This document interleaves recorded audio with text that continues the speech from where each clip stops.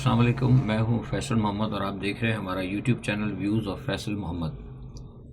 आज पाकिस्तान में जो सूरत हाल है, आपको पता है 26वीं आइनी तरमीम के बाद और जो कुछ किया गया है, पाकिस्तान के आइन को और तमाम मामलात को अपने कंट्रोल में लेने के लिए मौजूदा हुकूमत की जानिब से उसी हवाले से सारे मामलात जो हैं उसी एक सूरत हाल के गिर्द जो है वो घूम रहे हैं अभी तक। और लगता ऐसा है कि कहीं भी कोई मामला जो है किसी नहज पे अभी तक पहुंचने में दोनों फरीकों को फ़िलहाल नाकामी हो रही है, यानी हुकूमत को भी और हुकूमत जिनके ख़िलाफ़ ये करना चाहती है उनको भी। मजीद से कहते हैं ना कि एक उलझन में है, दोनों ग्रुप फंसे हुए हैं। ताहम इस तमाम सूरत हाल के अंदर जो है, जो अवामी मामलात हैं, जो अवामी मसाइल हैं, वो बिल्कुल ही मैं समझता हूँ कि पसे पुश्त चले गए हैं।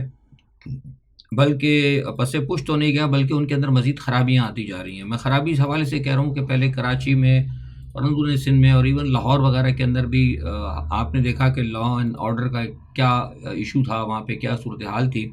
लेकिन अब अफसोस ये है कि पाकिस्तान का जो दारुल खुलाफा है, कैपिटल जो है, वहाँ पर भी अब मुसलसल जो है ऐसी वारदातें होने लगी हैं जिसकी की वजह से अब समझ में नहीं आ रहा कि मैं ऐसे जो हमारी मौजूदा सेटअप है उसकी जानिब से तरक्की कहूँ या इसे मैं पाकिस्तान की बर्बादी कहूँ। मुझे तो समझ में नहीं आ रहा। अभी गुज़िश्ता 2-3 दिनों के अंदर जो है इस्लामाबाद के अंदर बड़ी बड़ी डकैतियों की वारदातें हुई हैं जिसमें डाकू आए हैं, क्लाशिनकोव से मारा है और मार के लोगों को बैंक का भी और अस्पतालों का भी सबका कैश वो छीन के ले आ रहे हैं, बड़े स्टोर्स को लूटा जा रहा है। और लेकिन हमारी हुकूमत जो है वो सिर्फ़ और सिर्फ एक ही चीज़ पर लगी हुई है और वो ये है कि किस तरीके से जो है उनके जो मुबैना अहदाफ हैं उनका हासिल जो है हो सके।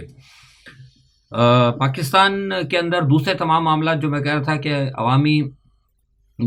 अवामी मामलात से ला ताल्लुकी तो नहीं, बल्कि अवाम को नुकसान पहुँचाने की जो बात हो रही है, वो इससे अंदाज़ा यूँ भी लगा सकते हैं कि प्रोपेगेंडा तो बहुत हो रहा है कि ना चीज़ें सस्ती हो रही। भाई चीज़ें सस्ती इसलिए नहीं हो रही कि मतलब यहाँ पे फरवानी हो गई है, चीज़ें सस्ती इसलिए हो रही हैं कि लोगों की कीमतें ख़रीद जो है ना वो दम तोड़ चुकी है।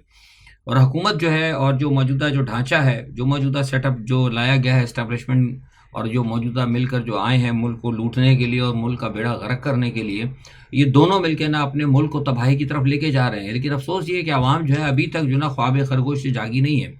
आज सूरत हाल ये है कि तमाम चीज़ें बेचने के बाद, स्कूलों को बेचने के बाद अब हुकूमत ने फैसला किया है कि पाकिस्तान के तमाम अस्पताल जो बड़े हैं, तकरीबन 150 अस्पतालों को भी उन्होंने कहा है कि वो बेच देंगे। यानी वो सब कुछ बेच रहे हैं, पीआईए भी बेच रहे हैं, अस्पताल भी बेच रहे हैं, स्कूल भी बेच रहे हैं। ये सब क्यों कर रहे हैं? लोग नहीं समझते इस चीज़ को। वो इसलिए कर रहे हैं कि जब हर चीज़ बिक जाएगी, हर चीज़ प्राइवेटाइज हो जाएगी, हर चीज़ जो है प्राइवेट लोगों के हाथ में चली जाएगी, तो फिर वो मनमानियाँ करेंगे। वहाँ पर एक आम आदमी, एक गरीब आदमी जो है उसकी दस्तरस नहीं होगी। मतलब ये गरीब आदमी है, उसको अगर सरकारी अस्पताल के अंदर उसको इलाज की अगर सहूलत मैसर है, और एक गरीब आदमी अगर उसे सरकारी स्कूल में उसके बच्चे के लिए तालीम की सहूलत मैसर है, तो वो फिर नहीं होगी। ये क्यों किया जा रहा है? ये उसी लिए किया जा रहा है जिसका कि मैंने आपको बताया था कि यहाँ पे ये चाहती है मौजूदा एस्टेब्लिशमेंट या मौजूदा हुकूमत जो सेटअप है, ये पूरे पाकिस्तान को सबसे पहले जो है ना वो वन वर्ल्ड की तरफ ले आना चाहिए। नहीं, एक ही गुलाम होंगे और एक ही मालिक होगा। मतलब सिर्फ एक अमीर लोग होंगे और बाकी जो है बिल्कुल गुलाम होंगे। इसके अंदर कोई भी आदमी नहीं होगा, वो गरीब होंगे। वो सिर्फ इस बात की उनको इजाज़त होगी कि वो सिर्फ गुलामी करेंगे, 2 वक्त की उनको रोटी मिलेगी, और उनके मालिक के ऊपर मैसर होगा कि वो उनके बच्चों को तालीम के लिए पैसा देते हैं, इतनी तनख्वाह देते हैं कि वो जाके कहीं प्राइवेट इलाज करा सकें। वरना अदरवाइज़ ना उनके बच्चों को, ना तालीम की यहाँ सहूलत होगी और ना ही उनको इलाज मुआलजे की सहूलत होगी। ये बात तकरीबन गुज़िश्ता 4 साल से कह रहा हूँ, लेकिन ये लोगों की किसी की समझ में नहीं आ रहा। शायद आ जाएगा समझ में। बहुत सारी चीज़ें, जैसे अब 1 साल पहले इमरान खान के हवाले से बातें हमने की थी तो लोगों की समझ में नहीं आ रही थी। ये भी इंशाल्लाह बहुत जल्दी समझ में आएगा, लेकिन उस वक्त ये कि लोग फिर 8 आंसू ज़रूर रोएंगे। सूरत हाल जो मैंने आपको बताई ये इंतहाई तबाहकुन है। और दूसरी जानिब ये है कि मैंने बताया कि सुप्रीम कोर्ट 26वीं आइनी तरमीम के हवाले से वो भी अपनी कोशिश कर रही है। और जैसे मैंने अपने स्टार्टिंग में बताया कि वो जो आइनी तरमीम आई है, ले तो आए वो जल्दी के अंदर, लेकिन किसी की कुछ समझ में नहीं आ रहा। हुकूमत चाहती थी कि हमने फौरी तौर पर उसको पाबंद करें सुप्रीम कोर्ट को, और सुप्रीम कोर्ट के वो पाबंद करने के लिए उन्होंने कोशिश तो पूरी की थी कि किसी तरीके से इनके हाथ पैर बांध दिए जाएं और जस्टिस मुनीब को और जस्टिस دوسرے جو ہے اپنا منصور ان کو جو ہے ہٹا دیا جائے، لیکن وہ آپ نے دیکھا کہ وہ دونوں چیف جسٹس اور یا ایک آدھ اور مزید جو ہیں جن سے حکومت کو خوف ہے، وہ ابھی تک انہوں نے استعفیٰ نہیں دیا. تو سارا معاملہ جو ہے نا، پورا اسلام آباد، پورا ملک جو ہے نا، بس اسی کوشش میں ہے کہ کسی طریقے سے کوئی نہ کوئی ایسا معاملہ ہو جائے کہ جو حکومت کی اور موجودہ اسٹیبلشمنٹ کے جو مبینہ جو ان کے اہداف ہیں نا، وہ پورے ہو جائیں کسی نہ کسی طرح، چاہے پاکستان رہے، پاکستان ٹوٹے، کچھ بھی ہو.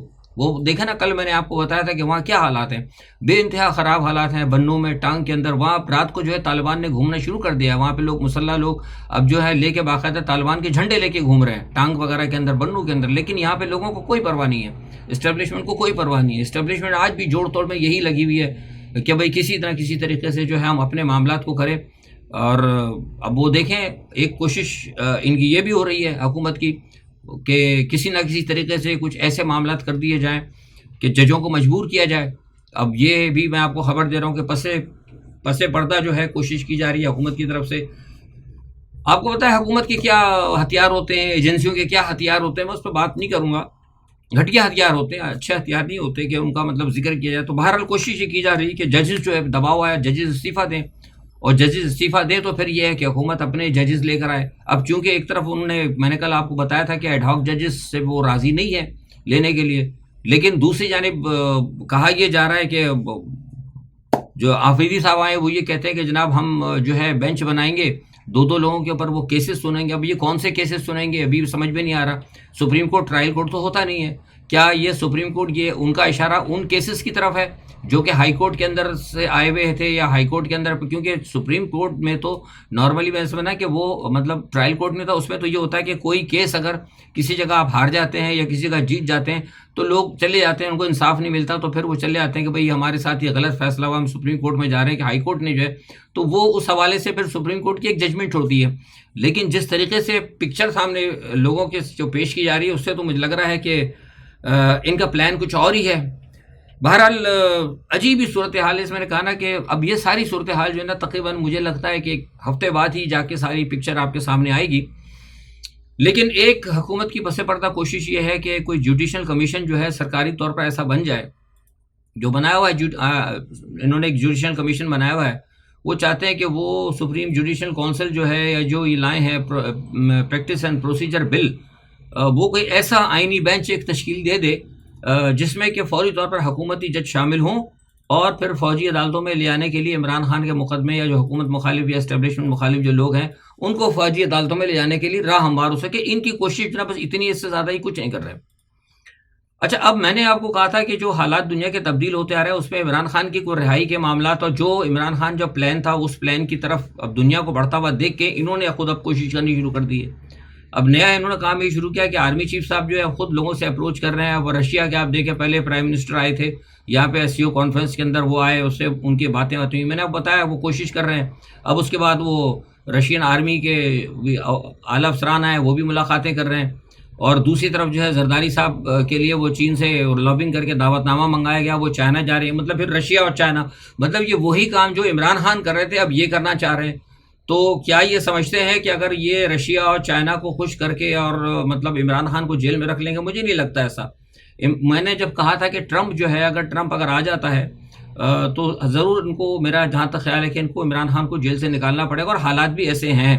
لیکن ایک بات جو میں سمجھ میں نہیں پا رہا، وہ یہ سمجھ میں آ رہی ہے میری، اور لوگ مجھے سمجھانے کی کوشش کریں. میں کئی لوگوں سے پوچھتا ہوں، PTI کے لوگوں سے بھی، لیکن وہ نہیں بتا پا رہے کہ جب آپ دیکھ رہے ہیں کہ صورتحال ایسی ہے کہ ساری دنیا سے ایک دباؤ بھی آ رہا ہے عمران خان کے اوپر، اور ایک ایسی صورتحال جب ڈیولپ ہونے لگی ہے کہ عمران خان کو ریلیف مل سکتا ہے، تو اور پھر ساتھ ہی ساتھ آپ یہ دیکھیں کہ ادھر سے عمران خان پہ زیادتیاں بھی ہونے لگی ہیں.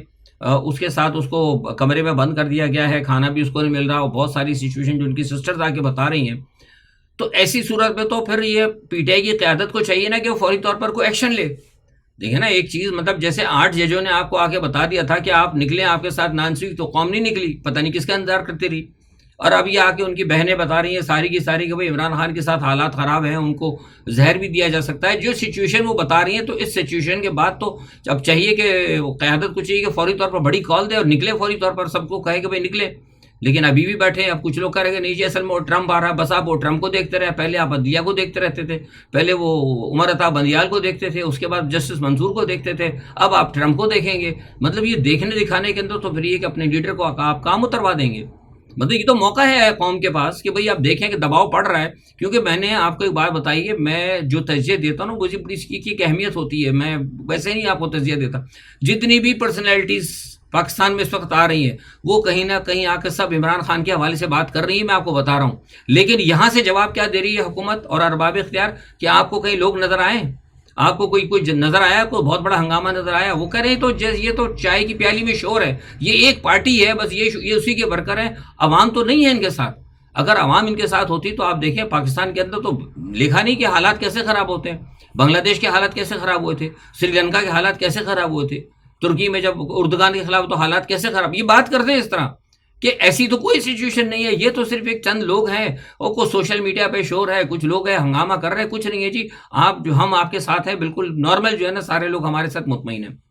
تو بنیادی طور پر قوم کی خاموشی جو ہے یہ اصل میں حکمرانوں کو اجازت دے رہی ہے کہ وہ اپنے مذموم مقاصد کو کہیں نہ کہیں پورے کریں. یہ بات میں کب سے کہہ رہا ہوں لیکن لوگوں کی سمجھ میں نہیں آ رہی, اور لوگوں کو سوچنا چاہیے. میں سمجھتا ہوں کہ عمران خان کی سسٹرز نے جو بات کر دی ہے اس کے بعد اب قوم کو نا لیڈر لیس ہو کے نکلنا ہوگا. یہ چھوڑ دیں کہ گنڈا پور کیا کہہ رہا ہے اور ڈنڈا پور کیا کہہ رہا ہے, یہ سب بیکار کی باتیں.